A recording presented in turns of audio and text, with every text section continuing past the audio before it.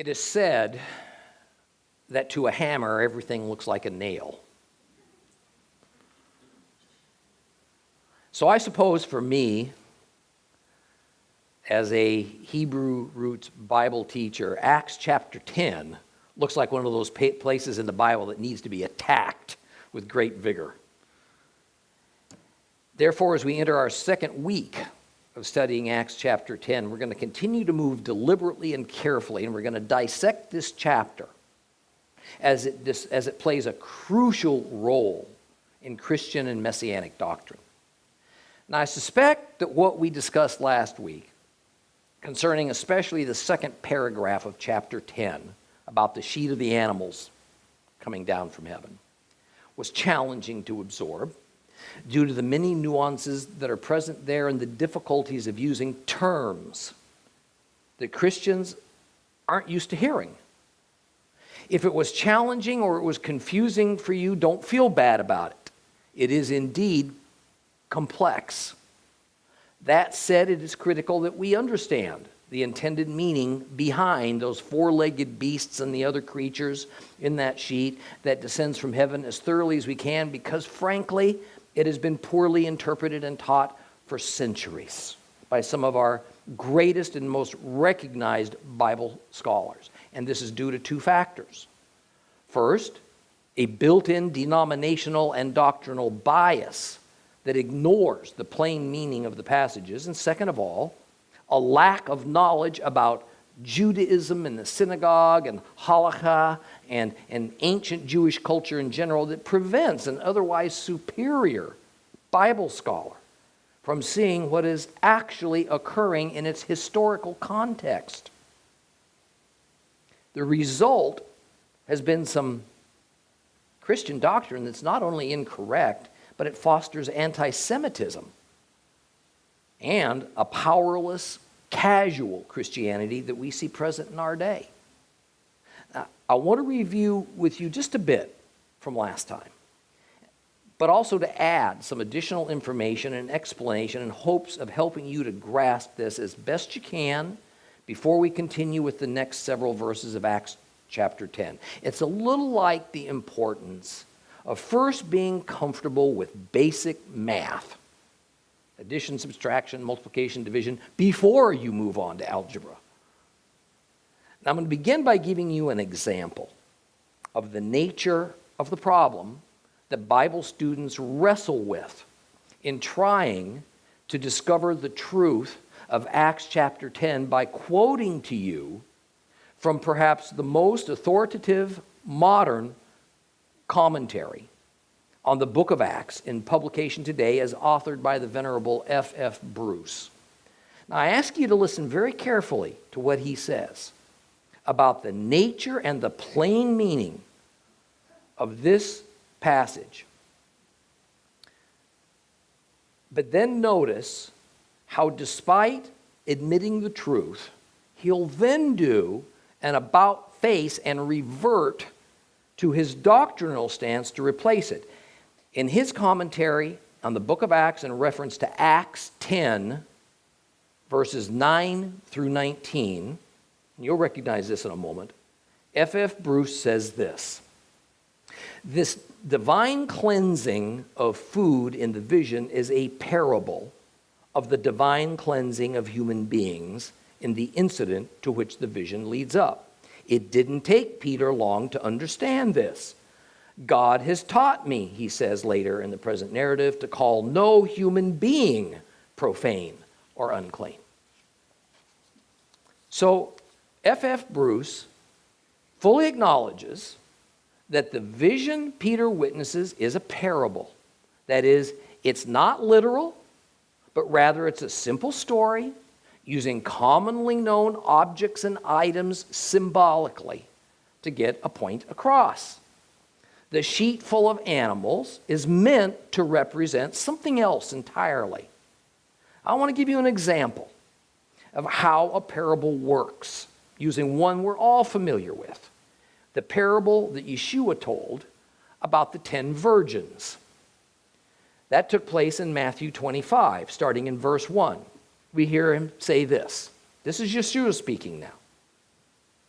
The kingdom of heaven at that time will be like 10 bridesmaids who took their lamps and went out to meet the groom.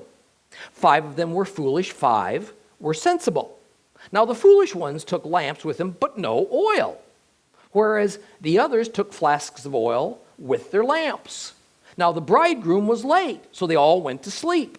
It was in the middle of the night when the cry rang out, "The bridegroom is here, go to meet him." The girls all woke up, and they prepared their lamps for lighting, and the foolish ones said to the sensible ones, "Oh, give me some of your oil because our lamps are going out." "No," they replied, "there may not be enough for both you and us. Go to the oil dealers and buy some for yourselves." But as they were going off to buy, the bridegroom came. And those who were ready went with him to the wedding feast, and the door was shut. And later the other bridesmaids came and said, "Sir, sir, let us in." But he answered, "Indeed, I tell you, I don't know you. So stay alert, because you know neither the day nor the hour." Now, if we don't notice that this is a parable, and if we don't recognize that Yeshua is employing commonly understood terms and characters and objects used within Jewish culture to concoct a fanciful and memorable story to make his point, then we leave this passage deciding that he is instructing his followers, his disciples, about literal grooms, virgins, lamps, and olive oil. Right? So if this wasn't a parable, then what other conclusion could we arrive at but that if you are not a Jewish virgin, this simply doesn't apply to you? And if you are a Jewish virgin, well, let me tell you something. You need to urgently acquire a couple of lamps. And you need to stock up a ready supply of olive oil to fuel them if you expect to succeed in getting married. But of course, it's a parable. So the people and the objects, the virgins and the lamps, are symbolic of something else. Now, let's apply this to Acts chapter 10. F.F. Bruce agrees. He unequivocally states that the vision of the sheet with the animals, the instruction to kill and eat them, is a story. In this case, a vision told as a parable. That is, the scene uses objects and circumstances familiar to Jews to make a point. But like with the parable of the 10 virgins, that doesn't actually mean for the hearer to think this is about virgins and lamps. So Peter's vision doesn't actually mean for the hearer to think this is about a sheet and some unclean animals, nor about killing them and eating them. Rather, it's about something else entirely, because that's how parables work. A couple of sentences later, after Professor Bruce acknowledges that Peter's vision is a parable, which of course it is, and the meaning has to do with the acceptance of Gentiles, now he turns right around and he says this: "Yet the cleansing of the food is not wholly parabolic. There's a connection between the abrogation of the Levitical food laws and the removal of the barrier between Jews and Gentiles." I'm not intending to single out F.F. Bruce. He's a great scholar. However, his comment is so representative of many others. He, as do most Christian commentators, approaches the entire New Testament with the predetermined viewpoint that the Levitical food laws, as well as all other Torah laws, have been abolished. So everything that happens in the New Testament must fit within that understanding, no matter if the text says something else entirely different. Doesn't matter. Yes, Bruce agrees. Peter's vision's a parable. Yes, Bruce agrees. The animals are just symbolic. Yes, he agrees. Peter himself acknowledges this has nothing to do with animals or food, but rather this is about admitting Gentiles into the fold. However, in the opinion of Bruce and of many other Gentile Bible scholars, then this is equally about God abolishing the kosher food laws. So I suppose, if that's the case, then the parable of the virgins must be equally and literally about virgins and lamps. The parable of Jesus, using the seeds falling onto rocky soil to characterize believers, then, well, I guess that must be equally about seeds, rocks, and soil. You don't believe that. I don't believe that.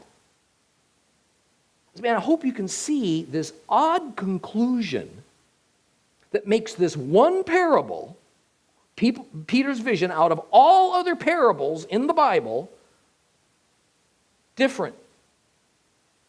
Entirely different. Whereby the fanciful objects that are symbolic and acknowledged as such suddenly become real and literal.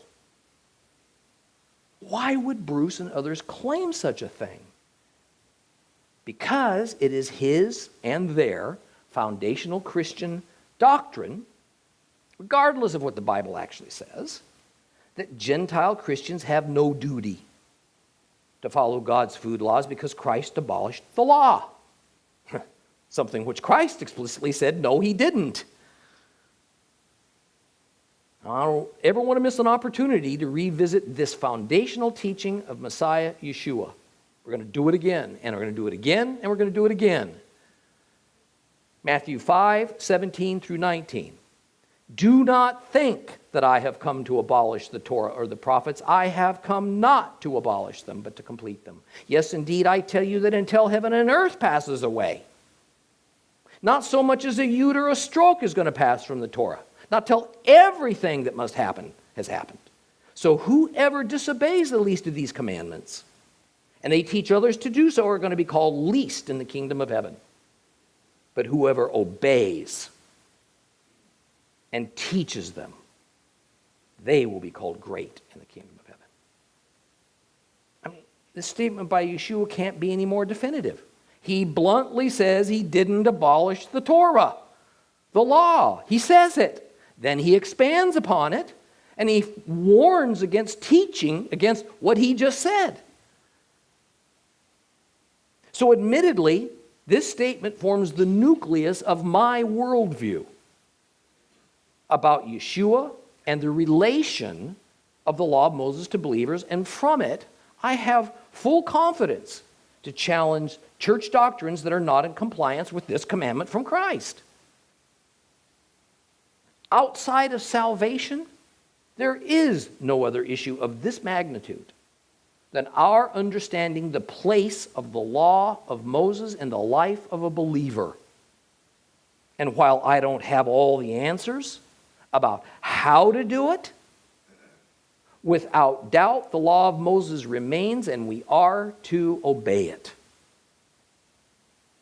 Now, let's revisit the complex issue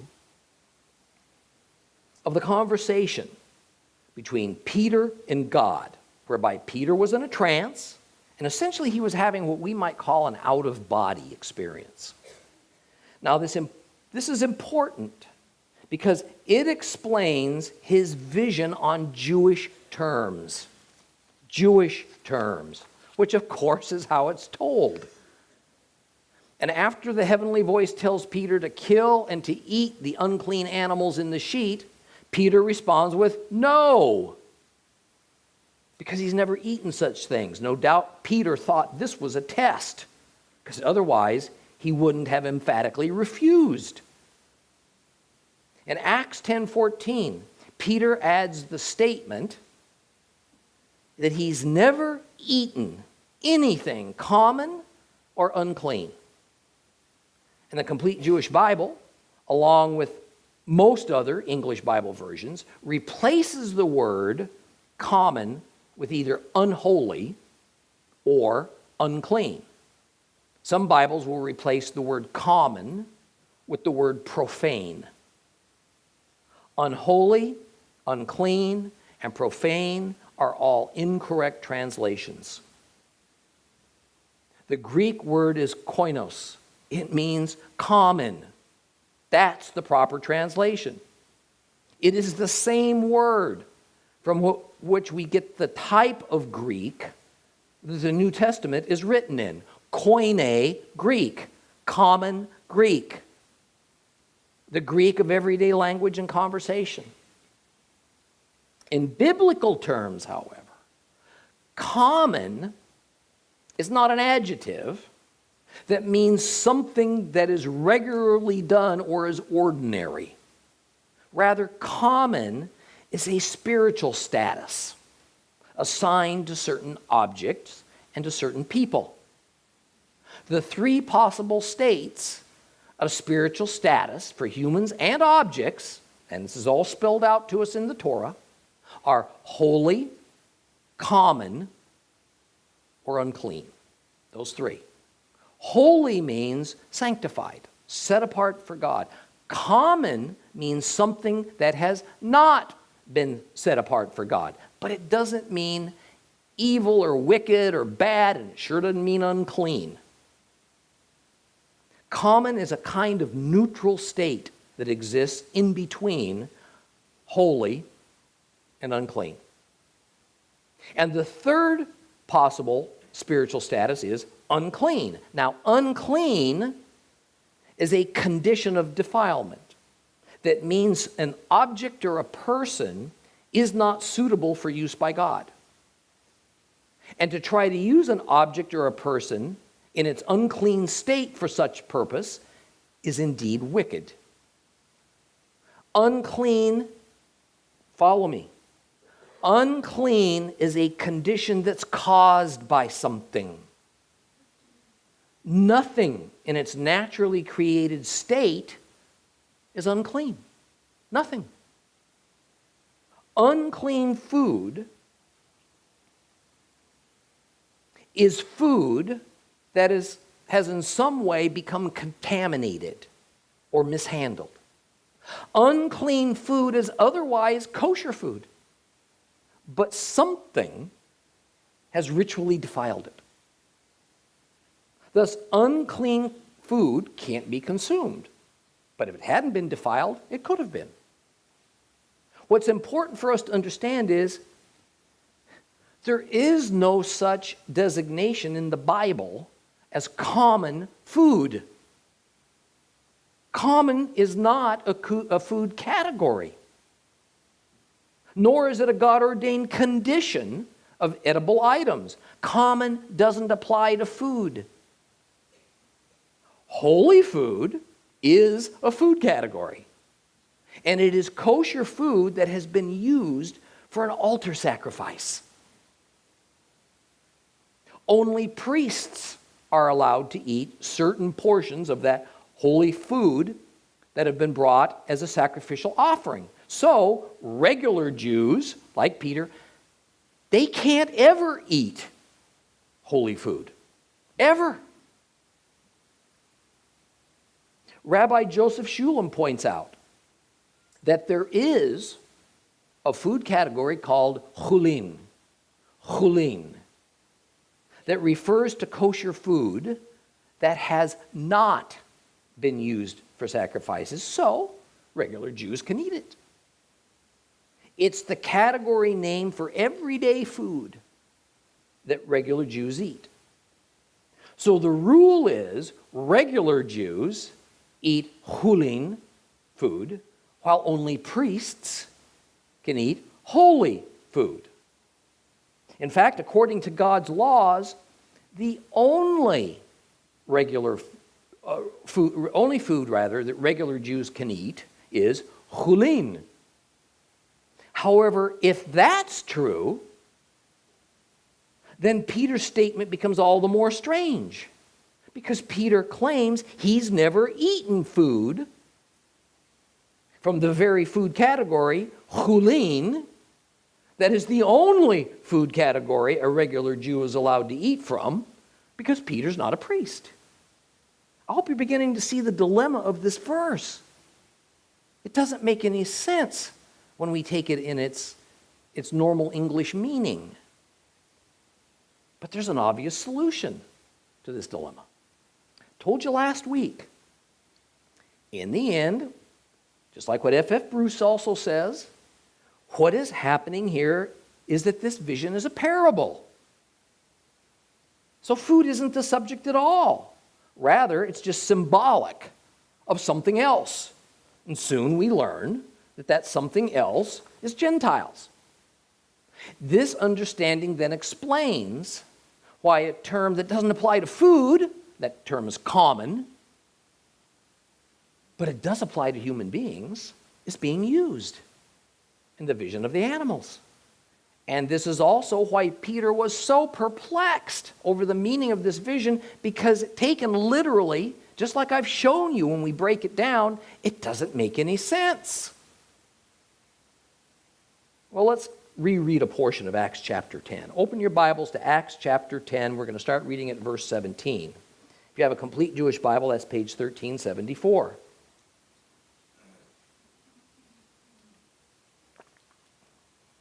Acts chapter 10, verse 17. We're going to read through 29.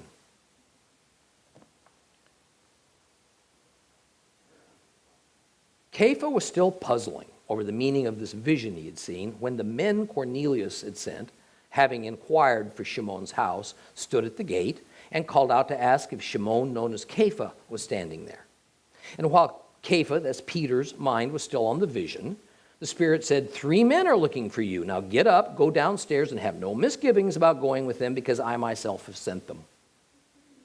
So Kepha went down, and he said to the men, you were looking for me. Here I am. What brings you here? They answered, Cornelius. He's a Roman army officer. He's an upright man and a God-fearer, a man highly regarded by the whole Jewish nation, and he was told by a holy angel to have you come to his house and listen to what you have to say. So Peter invited them to be his guests. The next day he got up and he went with them, and accompanied by some of the brothers from Yafo, he arrived at Caesarea the day after that. Cornelius was expecting them. He had already called together his relatives and close friends, and as Kepha entered the house, Cornelius met him, and he fell prostrated at his feet. But Kepha pulled him to his feet and said, stand up, I myself am just a man.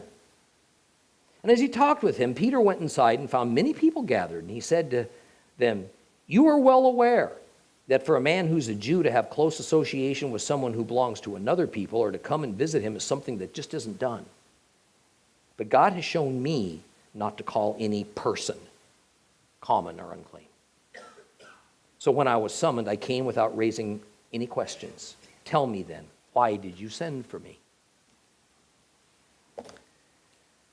Typically, Bible commentators say that the reason for people for Peter being bewildered about this vision is because God told him it was okay now to just forget all the food laws, and from here on out you can eat anything you want, Peter. But Peter simply couldn't accept it. But as I just demonstrated, that wasn't the case at all. For one thing, Peter had heard directly from Yeshua's mouth what I just read to you from Matthew 5:17 through 19, that the Torah wasn't changed in the least when he came, let alone abolished. Rather, you see, Peter was bewildered because these terms he was so familiar with that were applied to food in his vision weren't food terms. They were terms reserved for describing the spiritual status of humans and objects. And as he was no longer in a trance, and he was now pondering this strange vision, the men that the centurion Cornelius sent to fetch him arrive at Shimon the tanner's house, and they ask about Peter. Now, the Holy Spirit tells Peter that these 3 men are looking for him, that God has pre-planned this meeting, so Peter doesn't need to be alarmed, but he does need to go with them. So at this point, Kepha doesn't know what's going on. He didn't know what's supposed to happen. And under the circumstances, if it was me, I'd assume that this was somehow connected to the vision. I imagine Kepha assumes that as well. Well, as Peter goes down from the roof to meet these men, he asks them their purpose.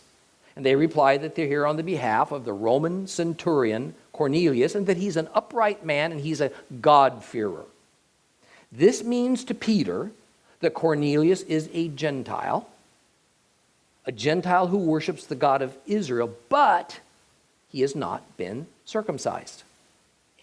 That is, Cornelius has not gone so far in his beliefs that he's converted and become a Jew.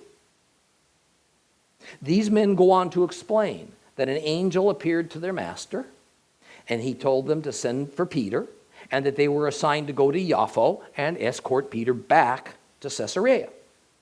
There was no demand involved. It was all just very matter of fact. And no doubt if Peter had not had his vision, and if the Spirit in some unnamed way hadn't told Peter to go, he would have been too fearful to go voluntarily. Well, it needs to be stated that at this moment, Peter had no idea what God was up to. He had no inkling that Gentiles could be admitted to Christ's kingdom and could attain the same holy spiritual status as the Hebrews. Why is that? Because the teachings of the synagogues were that Gentiles were unclean. This was not disputed among Jews. It wasn't that the Jews hated their Roman oppressors so much that they simply didn't want to associate with them, and so they called them unclean as a kind of nasty epithet. Rather, it was a given among Jews that God saw Gentiles as ritually unclean. But the truth is that according to the Torah, Gentiles were not created unclean. They were just created and classified by Jehovah as not holy. Instead, Gentiles were created spiritually common. And if we go back to our discussion of the vision of the animals and the sheep, then we understand what God was telling Peter. God wasn't telling Peter that at one time Gentiles were unclean, but now he's made them clean. Rather, he was telling Peter Gentiles were spiritually common, and thus Peter, and by extension all of Judaism, had no authorization to change the classification of Gentiles to unclean. God was straightening out Peter's theology. This was not new theology. This wasn't changed theology. This is how it had always been, since God declared Abraham as holy and set apart.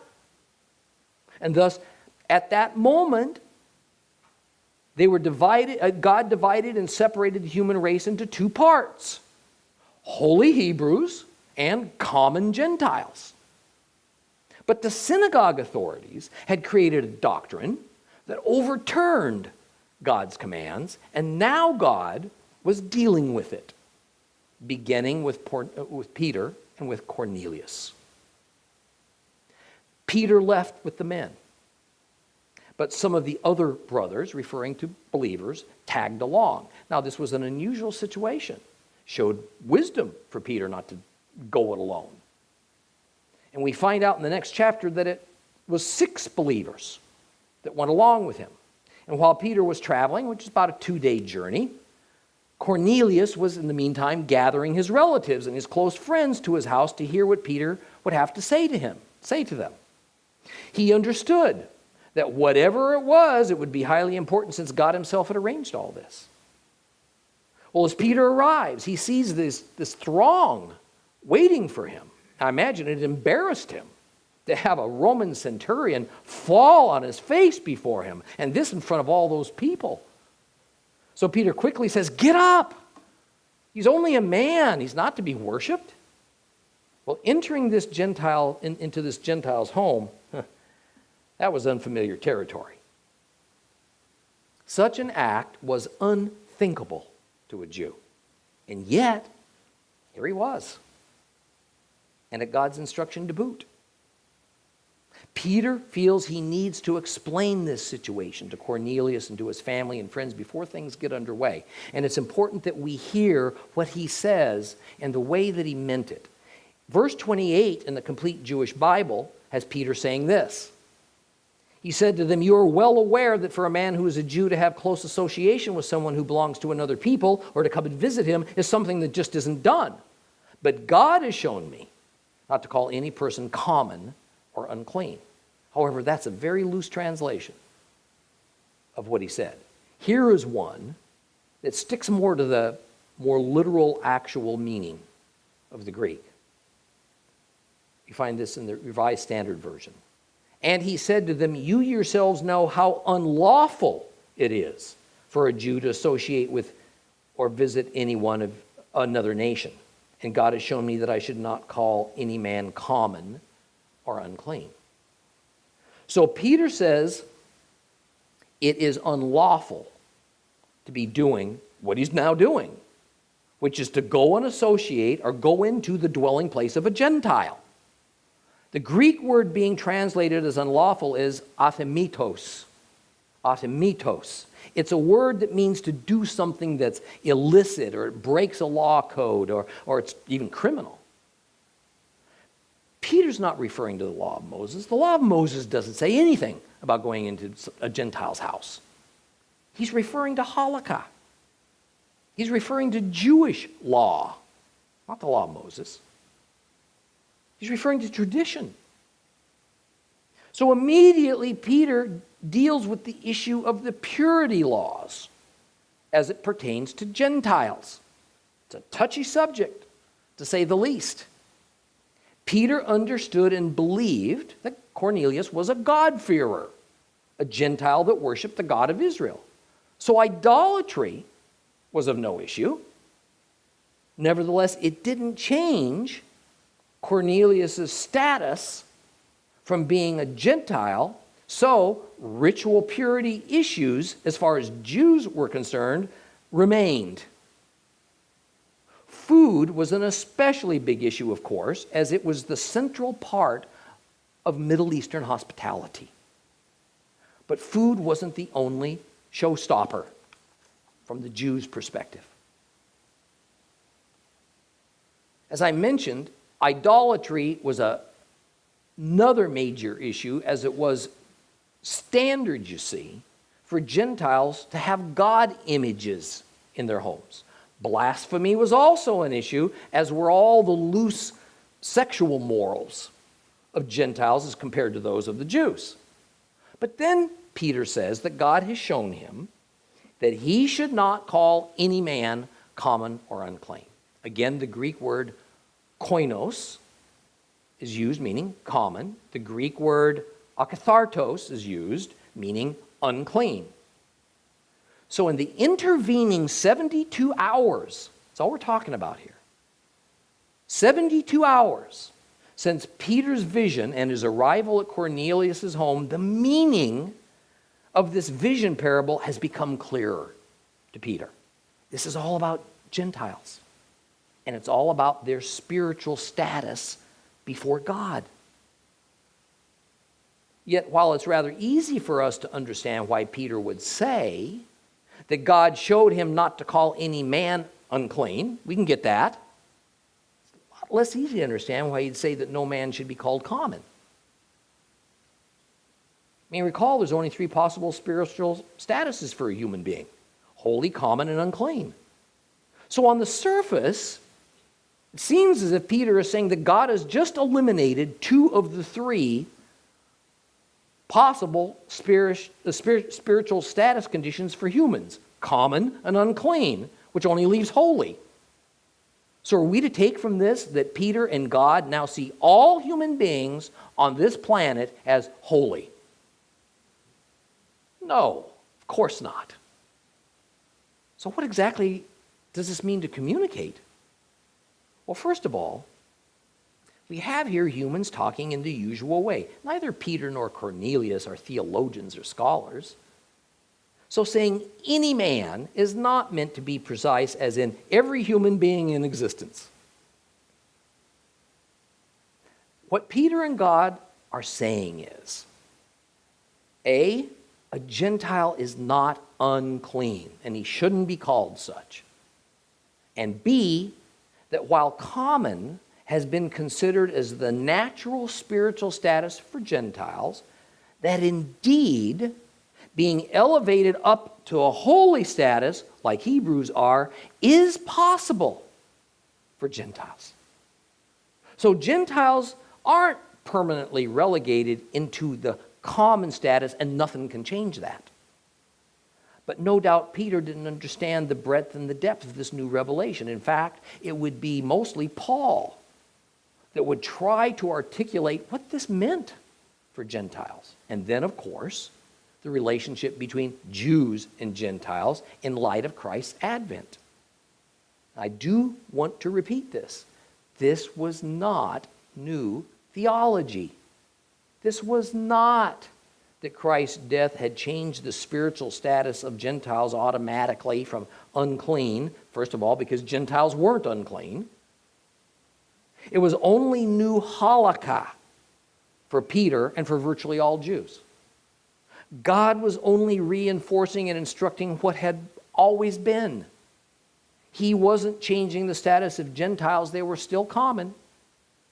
Rather, the Jewish synagogue leaders had overturned God's law on the subject of Gentiles, and now God was overriding the wrong doctrine of those synagogue leaders, and oh my, the trouble this was going to cause.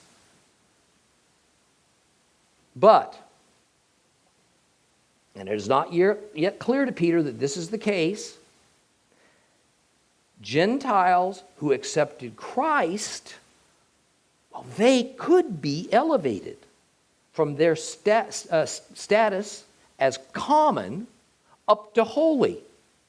Now, was this the first time then that Gentiles could leave behind their common status and attain a holy status like the Hebrews enjoyed? No.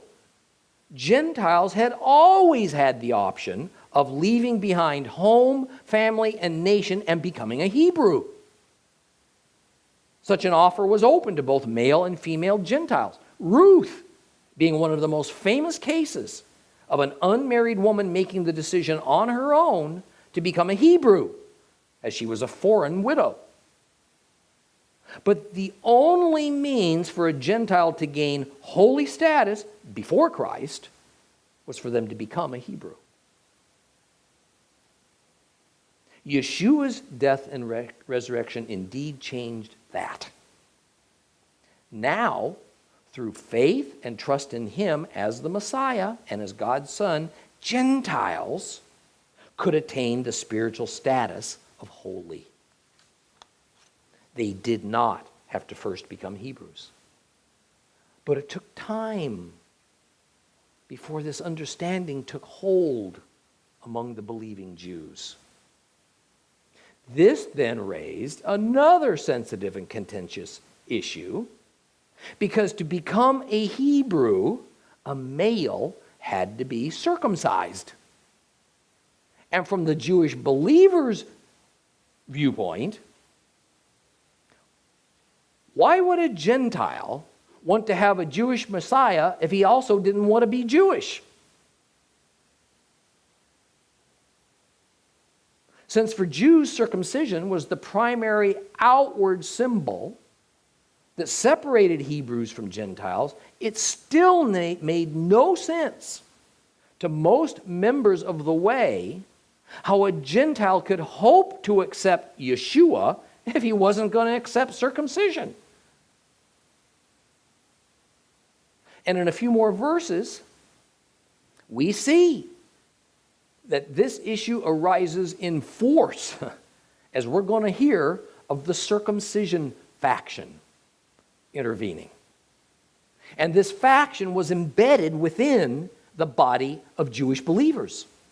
So already we see that the body of believers was divided. Now at first, it was divided between the Hebrew-speaking believers and the Greek-speaking believers. Now we see that of those two groups, some formed the circumcision faction that believed that while Gentiles could indeed accept Yeshua, it didn't change the requirement for them to be circumcised and therefore to essentially become Jews. In other words, in their minds, Christ enabled Gentiles to have Messiah Yeshua for salvation, but they had to stop being Gentiles in order to do it. It's not at all unlike the bulk of Christianity that has for 1,800 years determined that Christ is for Gentiles. And while a Jew can accept Jesus, first he has to renounce his Jewishness and essentially become a Gentile.